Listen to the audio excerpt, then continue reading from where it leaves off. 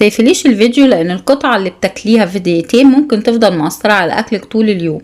النهاردة هتفهمي ليه كيكة لارج ميلت وتوينكز دو شوكولاتة وكراميل مش مجرد ارقام، دي حاجات بتبوظ الميزان وانتي فاكرة نفسك تمام. وخليكي معايا للاخر عشان في فرق خطير الناس مش واخدة بالها منها. الكيك مش بيتاكل عشان الجوع، بيتاكل عشان الطعم، بس المشكلة ان سعراته عالية. بيشبع قليل وبيفتح النفس للأكل أكتر، يعني قطعة واحدة تخليك تدور على حاجة تانية بعدها من غير ما تحس.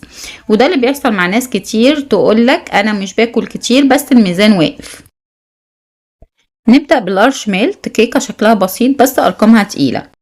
لكل 100 جرام من كيكة لارج ميلت فيها 408 سعر حراري، 7.7 جرام بروتين، 57.8 جرام كربوهيدرات، 16.2 جرام دهون.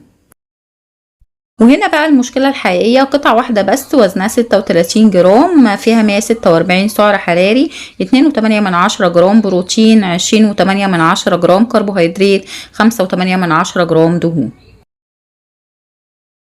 نروح لتوينكز اللي ناس كتير بتختاره عشان طعمه.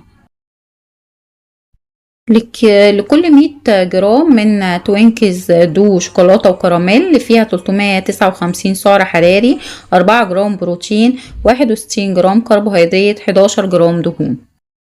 وهنا بقى النقطة الخطيرة، سكر أعلى وبروتين أقل، يعني دماغك هتطلب كمان حتى لو جسمك مش محتاج.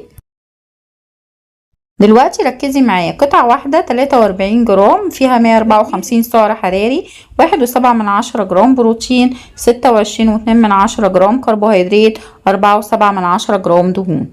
ودي سعراتها اعلى من اللارج ميلت وشبعها اضعف، وده بيخليكي تدخلي في دايرة ان انتي تاكلي واحدة ورا واحدة. نعمل بقى مقارنة سريعة. كيكة لارج ميلت سعراتها عالية وبروتينها أعلى شوية والشبع أحسن. طب كيكة توينكز سكرها أكتر وبروتينها أقل وشهية مفتوحة بعدها.